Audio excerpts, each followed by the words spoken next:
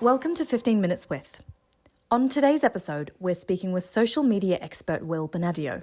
Will has big brand experience in running social media strategies during his time at McDonald's, as well as more recently within the relatively smaller brand of FutureLearn. Will talks us through social strategy based on scale, personality and content, celebrity voices, business benefits, and paid versus organic. Will, welcome. Well, thank you for having me. It's great to be here. So, social media marketing, how is it different when you compare your experience within big brands versus relatively smaller brands?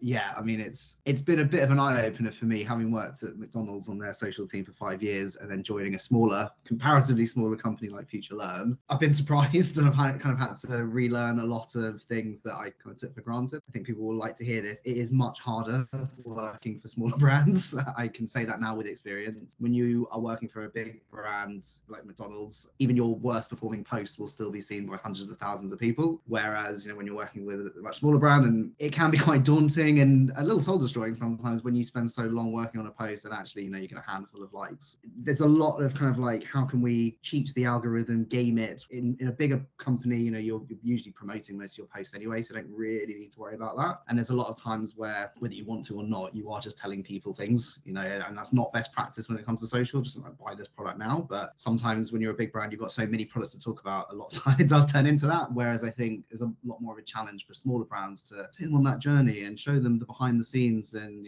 give your brand a bit more of a personality. So in many ways you're actually creating more content, and it really becomes a part of your day to day, and how can you document as much of what you're doing as possible and to help feed what you're putting out on social. I'd say those are the biggest differences. I would say the approach that we've got now in the company I'm currently working at is very, very different to what I had before, and actually a lot of the tactics that we were using before simply don't work. So yeah, there's been a bit of relearning, and I think people listening, if they are working for small brands, you've got my utmost respect. I never realized it was going to be like this until I left the Golden Arches. And so is it, in your experience, this complete differentiation between the two ends of the spectrum? Does the strategy come from the fact that when you have a big brand, you have a team full of people helping you and you have big budgets? So actually that's what dictates the strategy because you've got so much resource? Or actually is it the fact that a really big brand versus a really small brand has a totally different user journey and audience, so your content is totally different? Is that, or is it a combination? Yeah, not to kind of to give you an annoying answer, but it is a bit of both. I think that in both situations, strategy has to come first, and then how that is implemented is, like you say, sometimes it is you just got loads of content that you just need to get out or whatever. So yeah, strategy is absolutely key. Working on a big brand or small, you should really have what are we trying to achieve and what does success look like? It's really quick and easy to get into, I want to do a funny post.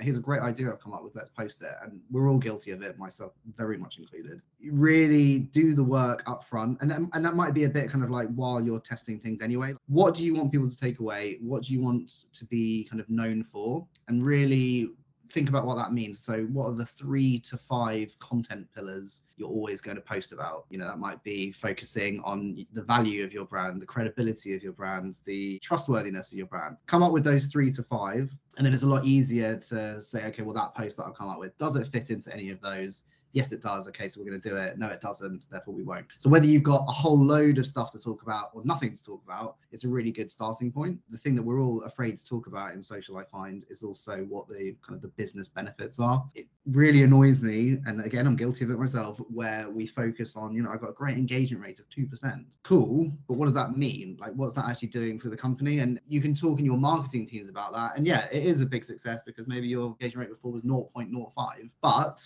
so what? Why does the CEO need you employed if all you can offer is a 2% engagement rate and nothing actually on the bottom line? So it's a hard one. There's no quick and easy answer, and here's how you measure it really easily. But you've got to be thinking about that as well as part of your strategy, and again, that will then help with what you're posting and why. And I want to pick up on something that you said in your first kind of answer around the big versus small, is that when you're working with the big, you tend to have budgets, right? So you can kind of throw them around and sponsor posts. And in your experience, has social media become a bit of a pay to play model? 100%. Is it that organic reach is good?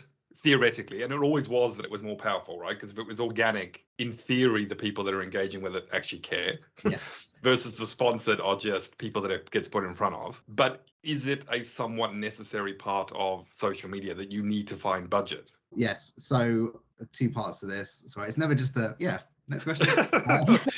So I would say, and I sound a bit like Gary Vaynerchuk when I say this, but I think organic reach is really good still on LinkedIn and TikTok. The great thing about TikTok, for anybody who's not familiar with using it, whether as a brand or a normal person, is you do not need to have any followers and you can have a video get 1 million views. It's not about your follower number, which actually makes it quite difficult to judge who you should be working with, because somebody can have thousands of followers, but actually their videos do very badly and somebody can become an overnight success. LinkedIn is also very good with reach, because the last stat I read is that about 98% of people on LinkedIn don't actually ever post on LinkedIn. So there's a real, like, I know we're not guilty of that, but a lot of people don't. And so there's simply not enough content on there. So they have to show more content that they've got to more people. Otherwise, you're not going to stay on there. So I think those two, yes, there is still a chance for good organic reach.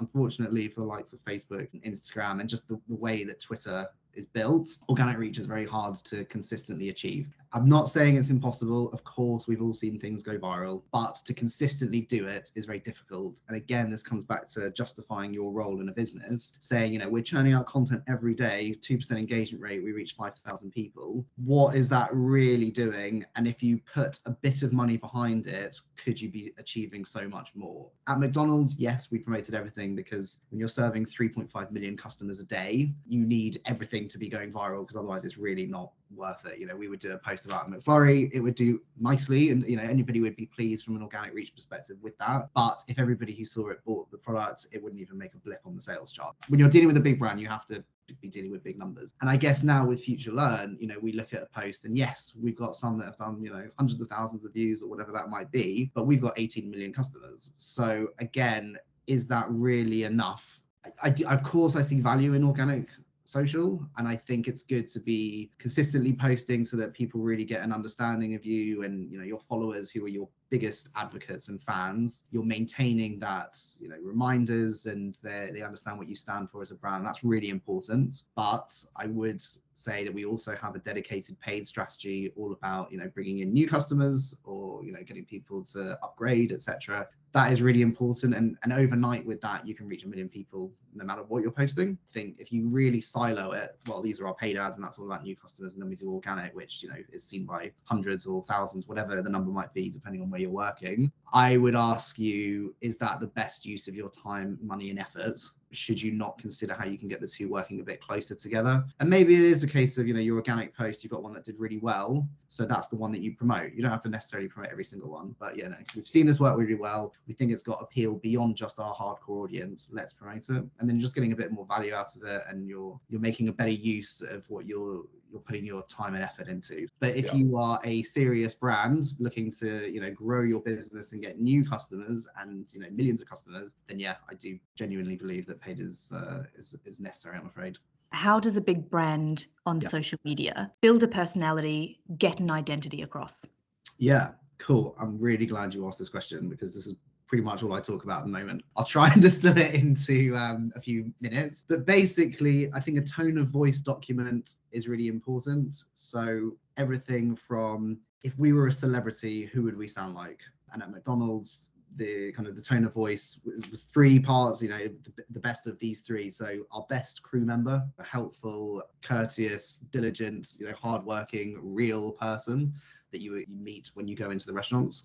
Ant and Dec, they're kind of cheeky, funny. Your grandmother knows and loves them, but so does your young nephew or child. Like, they've got that broad appeal, never crude, never rude, but can be a bit cheeky and very British in their humor. And then same with Michael McIntyre. So similar trends there. That, if you can build up that personality, that's the kind of thing that they might say. That's a really good kind of litmus test to begin with. Then also think about certain words, phrases, even emojis or not, that you would use. And then also, if I had a visual, I would show you, you can always get this, like, these barometers. How serious versus like wacky do we want to be? How knowledgeable versus curious do we want to be? And you can literally put that over a variety of pages and just where does the dial sit? Really make sure that everybody is bought into that and that it reflects the different channels. You might change things depending on LinkedIn versus Twitter, for example, but it's important that your social team are all aligned on that, but then also your marketing team and probably above as well. Make sure that the legal team are on board with it, the comms team are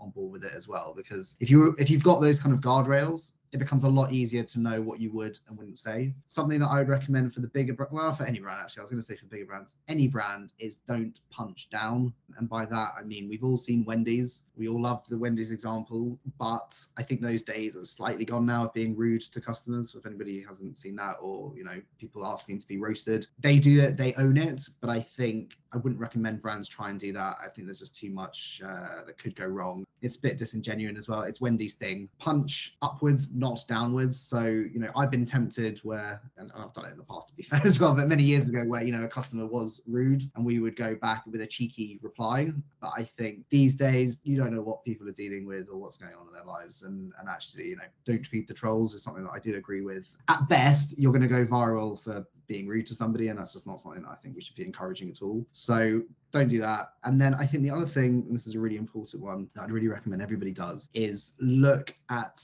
your competitors, your direct competitors, and see the kinds of things that they're talking about and doing. And actually, what I found in many of the jobs, I'm not going to name names, but in many of the industries or the roles I've been in, our competitors are not great. So you can see how well it's working for them and really look at the numbers. Just because something's got like 100 likes, as an example, they've got 1 million fans, that's not great. Whereas if, you know, they've got 50, then obviously it's amazing. So really, really look at that. But also look at kind of best-in-class examples from outside of your industry as well. I would strongly recommend people check out the Twitter account. I think it's the best account for a brand on Twitter. McDonald's USA does an amazing job on Twitter and all channels. Gymshark, fantastic. Grammarly does really good content as well. Innocent, of course, we always talk about Innocent in every podcast or talk that we do. And same, I'm going to say it, Paddy Power and Peloton as well. So if you check out those sorts of things, that's got nothing to do with FutureLearn or McDonald's, a lot of those, but look at what they're doing and you get a really good sense of what good tone is and what people are engaging with. And then the last thing, and then I promise I'll stop, is think about which channel it's going to go on and what the kind of conversation is on there. For the most part, things are similar, but there are subtle nuances that just don't work on certain channels. So really keep that in mind. And if you can tweak content accordingly, that massively helps. So just as an example, we had something talking about listening to a friend can be really good for both your mental health and theirs. Whereas on LinkedIn, you might change it to listening to a colleague. I mean, that's a really simple example, but the more you can do that sort of thing, the better.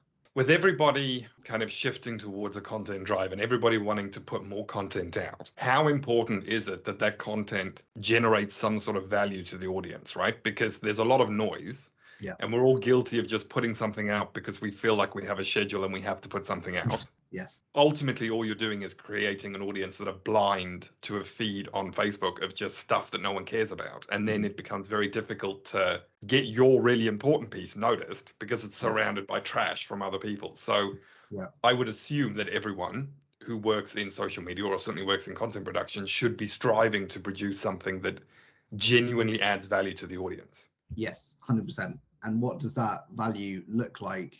There's a big focus on community at the moment, building a community of brand advocates and people who will almost do half the job for you of promoting your brand to their peers and not just kind of broadcasting a message to your followers, but talking to them and getting them to talk to each other. Sometimes they'll be talking about your brands, a lot of times they won't. So I think that's the gold standard that we're all trying to get from social media. If you just want to talk at people, then yeah, buy a press ad, get a billboard, or just run paid ads that just say, you know, here it is, come in and buy it. And I think there's still, this is the thing, like I'm sure CEOs listening to this will be like, well, that's what I'm interested in. You know, I'm not interested in having a conversation, I'm interested in selling products. And I get that, and that's totally fine. Like, let's not beat around the bush with that. But with social, that's not really what it's about, and that's not what best-in-class social is. So generally speaking, you want to do about 80% of the jabs, the fun, interesting, remarkable conversation-starting content, and then about 20% your right hook, which is come in and buy this thing now, because you know you've built up this understanding of who we are as a brand and what we're about. And now we're really excited to tell you about this thing. But I think the more interesting ways that you can do that, the better. You know, it doesn't always just have to be a picture of a hamburger. You know, we did content around spicy nuggets where we pretended that it was like a fashion drop. You know, we had models like wearing Spicy Nuggets clothing, which you could win, but you know, that's generating conversation around Spicy Nuggets. That was the big thing. Don't get me wrong though, we still had further down the funnel literally a picture of a nugget in someone's hand coming saying, you know, come in and buy this now. But I think generally speaking, take a look over your old posts and what you've done over the past month and kind of ask yourself how much of this was just pushing a sales message or something that's not really adding value, and really you want that to be 20% or less. I mean, if it's not adding value, you ideally want to get rid of it. Look at what your content pillars are, look at what your strategy is, test loads, look at the analytics to see what's working. And ideally you should get to a point where instead of posting 5 times a day or whatever it is, you can actually post a few times a week, knowing that each time is going to be gold. That was part 1 of 15 Minutes with Will Bonaddio, social media expert. So Will will be joining us again for a second episode because we have so much good stuff to talk to him about. So that was part 1, social strategy based on scale, content, personality, pillars, celebrity voices, business benefit, and cases with respect to value and paid advertising. To everybody listening, see you next time.